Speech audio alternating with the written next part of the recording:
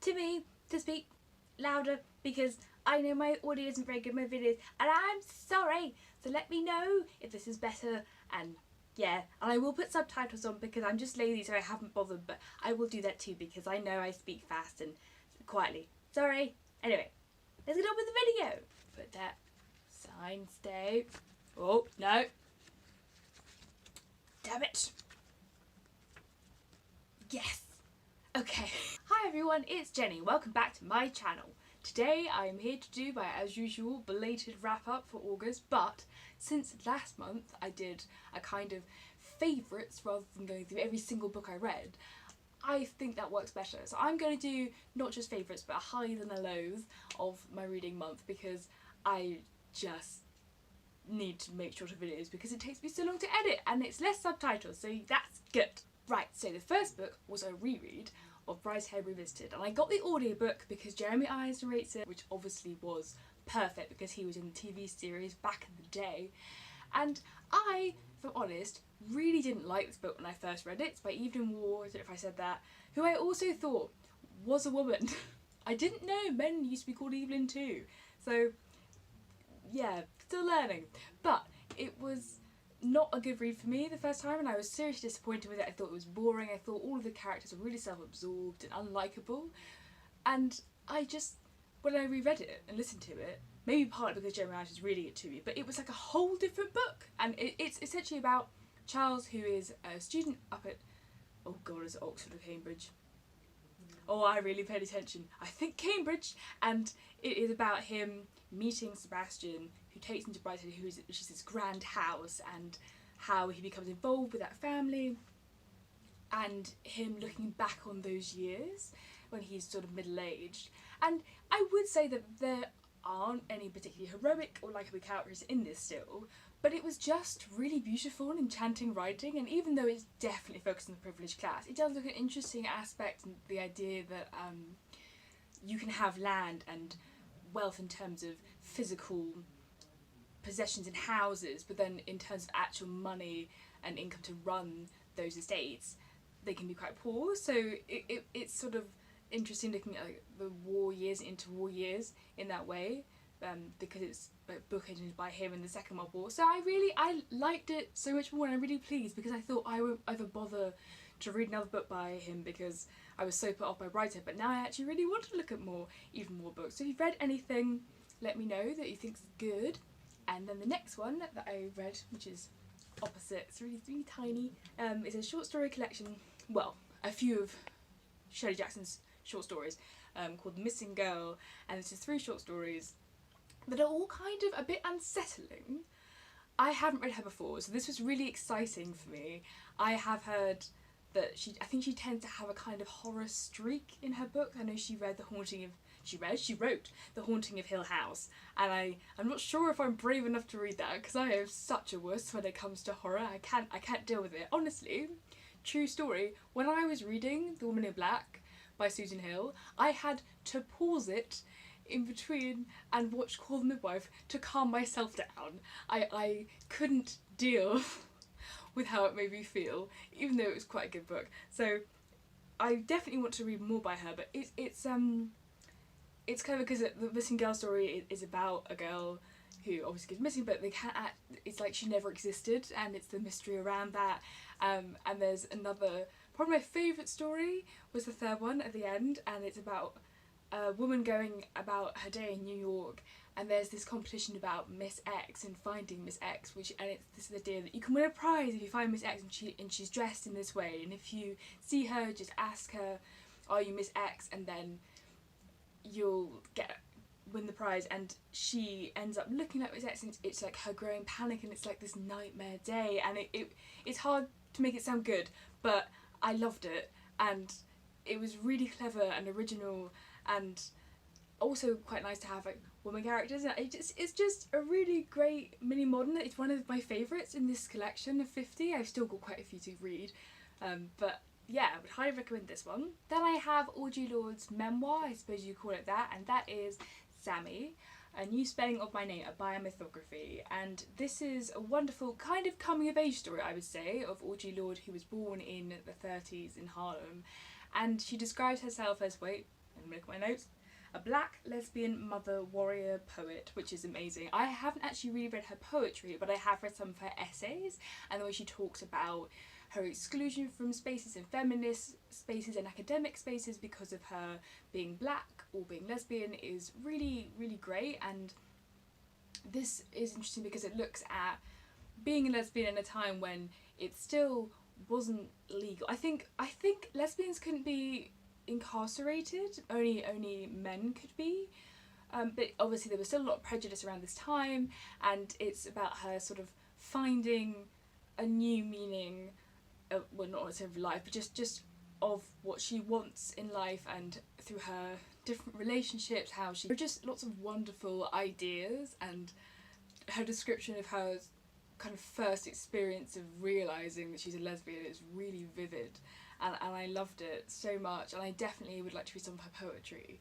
Also, I should mention that this was the Feminist Orchestra Book Club's pick for July and August. Yes. I'll link that down below. We're reading, I think, a sci-fi novel next. That'll be really different. But this was definitely a book I think I would never ever would have read if it hadn't been. Then I have a book that I just knew I was going to love, and that is The Night Watch by Sarah Waters. It was such a joy, an incredibly clever structure, because this is told backwards. It begins in 1947 and goes backwards to 1941, so you have a section in 3 different years, 1947, 1944, 1941, and it follows 4 different characters who obviously intertwine. So you have Helen and Kay, who are a lesbian couple, you have Viv, who is in love with a married soldier, and you have Duncan, who has a secret, and at the beginning of the book you know he's been in prison. And obviously it's interesting because it unravels and you slowly find out what's happened, but it's so clever because you start with hindsight, which I just thought was really well done, because it's almost like a prologue, but it makes you much more emotionally attached to the characters in a way, because you're just desperate for them not to make bad choices. And it's really interesting to look at the after-war years as well, and how British society was, and then go backwards into the war, and you can really see the contrast in attitudes and the way that things run and idealism and that kind of thing. So I really love this. There are some excellent erotic scenes if you're into that, but I really like her because I don't read many books with sex scenes in, but she's always makes it, I don't want to say beautifully or like romantic, but it's never crass and cringy, and it always feels not like it isn't gratuitous when she writes it, and I love that. It makes you feel really connected to the characters and their relationships. So I would highly recommend this. I think this is actually a really fun place to start with Sarah Waters if you haven't read her before, if you're into historical fiction 20th century. And then the last one on my highlights for August is August Town by Kai Miller. This is a book that I actually heard about through Rennie Edo Lodge, who wrote Why I'm No Longer Talking to White People About Race, because Emma Watson did an interview with her and she recommended this book. So I got it, I think, right at the end of last year, and it is fantastic. This is set in August Town, Jamaica, and you have at the centre a character who's fantastic called Ma Taffy, and she is sort of, I don't want to say busybody, but she's like the centre of the community. She's very aware of everyone else and what's going on, and her nephew is, I don't know how to describe it, something happens to her nephew which is racially very charged and at school, and that causes a ruckus, and it's a lot about the reaction to that and about racism and the effects of colonialism even now on that society. But it's also about storytelling, which I think is why I really enjoyed it, because there's different religions. Obviously there's Christianity, but also Rastafarianism, and there's this story of a flying or floating preacher. So there's a lot of play with truth and folklore and the stories that are passed on to you and the history of a place and how that informs the current generation that are living there. And it's quite spiritual in the way it's written, but it just really celebrates the community of different people, and I loved the writing. There's such great turns of expression and turns of phrase even, and I think it's just got to be read more. If you like Smart Island, I think it's written. She has he is quite a similar style to Andrea Levy. Or Levy. I wouldn't say Levy, but I suppose it is Levy. And if you like some line of that kind of book, then I think this will interest you and it will be your jam. Then we're on to the lows, and one of them was a big disappointment, and that was Our Man in Havana by Graham Greene. This is a book that I just thought I would like more because I read Brideshead Rock years ago and I loved it so much, and it just fell really flat for me. It is set in Cuba in the late 50s, and it follows a Hoover or a vacuum cleaner salesman called James Wormald, who his wife has left him, and he's trying to make ends meet with his 16-year-old Catholic but very materialistic and manipulative daughter Millie, who was the best character, and he's approached by a man from MI6 called Hawthorne, who basically persuades him to join MI6 as a bit on the side to make some proper money because the vacuum cleaner thing isn't going so well. And it is a black comedy. I know it's trying to be tongue-in-cheek, but I just didn't love it, and I found it a little bit boring. And there were some scenes that were more vibrant, like there's one in a brothel which I thought was quite fun, but it wasn't incredible writing, and I was a bit disappointed. And maybe it was the audiobook I listened to, maybe I would have enjoyed it more if I had read it physically, but I would still try reading some of his other literature, maybe not on audio though. Maybe that's just not the way to go. Also, it had a lot of Cuban music in between, and I got a bit annoyed because it was like a good 30 seconds at the end and beginning of each chapter. But it was different music, but it was set in London, which was quite funny, and I just wanted to get on with the audiobook, but hey ho. And then the other disappointment is a book I've had definitely for a few years, and that is Small Great Things by Jodi Is it Picoult? Picoult? I'm sure it isn't Picoult. Anyway, we'll add that to the list of names I've mispronounced. I haven't read her before, I know, that's shocking. But this is the book that had quite a lot of hype when it came out. I remember seeing posters. Am I getting a shine from this? Look, it's gold.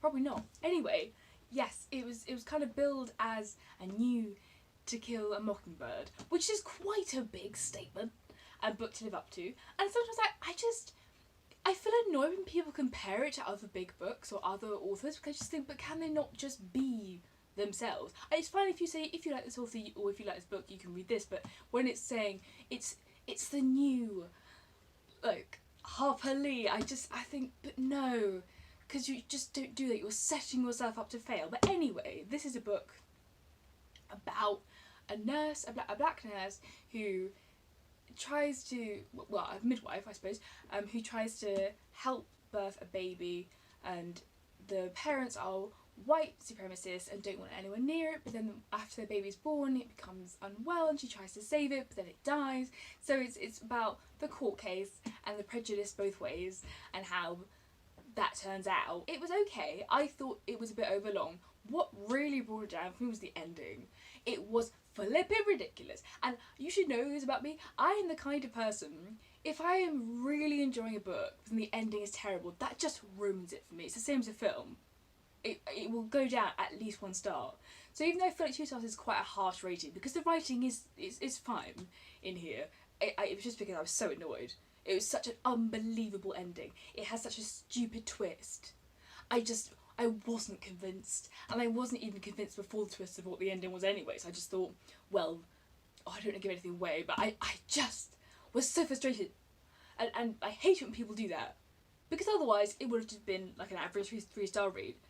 And I've got to say, I'm not dying to pick anything else up by her, though I know she has a really big back catalogue, but, you know, I read it finally. Hello, if you're wondering what on earth has happened, I was trying to edit this and then realised that the second video that got weird because the sound doesn't match when I speak, and it's a bit like a Skype call gone wrong, so I just thought I'd quickly film this bit because I just want to get this video out. So sorry that it's a bit weird, but there's just something else I wanted to say about this book here, and it is that I can see why some people have a problem with it. I remember seeing Brown Girl Reading, who I will link her channel down below, saying how she didn't like this book and that it's a little bit leaning towards a sort of white saviour narrative. And I mean, among other things, she's a much more nuanced argument. If you want to check the video, I will link it down below. But it did make me really think about how there are so few authors of colour that are praised and even published, and it's a shame because I think sometimes an author who's really established can get a lot of praise and hype for writing and highlighting an issue that it's really good to highlight when you have that kind of platform, but it's also just a bit sad because it shows that the people who actually have these experiences aren't really being heard, and that they have a voice but we're just not really giving them their own platform to speak from, and that's a shame because even with my own reading it's definitely very white, and I think there are very few African authors apart from Chimamanda Ngozi Adichie or even just general authors of colour that I have read that I could name off the top of my head. I think so for most people you have a few established authors of colour and that's kind of it, and it just frustrated me and it made me think about that a lot more than most books, because I do think it's obviously good for writers and readers to empathise with people whose situations they don't understand, and obviously I think you could take it really far if you said that you don't think people should write about a race that they're not from, because then you could say, well, technically then you could not write from the opposite gender, or you could not write what it's like to be a mother because you haven't had a child. I don't think you need to have all the time that experience, of course, but isn't it a shame that when you have a book like Why I'm No Longer Talking to White People About Race or Half the Yellow Sun, they're a phenomenon because they're not that common to be really popular, and because they're not pushed and promoted enough. And yeah, sorry, that wasn't very articulate, that was just it's quite a random thing. This is meant to be just a wrap up, but hey, so this is not, I can see what this book's trying to do, and I'm not saying this shouldn't have been written or anything like that, but I don't think it works, and I'm sure you got that from my mini rant I've been having about it. Yeah, that is my August highs and lows. Sounds a little bit like a game show, I think. I hope that this was a bit louder. If it wasn't, let me know. I'm prepared to shout and annoy my neighbours. And I want to say thank you so much for watching, and I'm sorry if this is weird lighting and a bit wonky, and the thumbnail's going to be confusing because I forgot to take a picture of the thumbnail as well. Go me. But anyway, I will see you soon, more Bookish Shenanigans.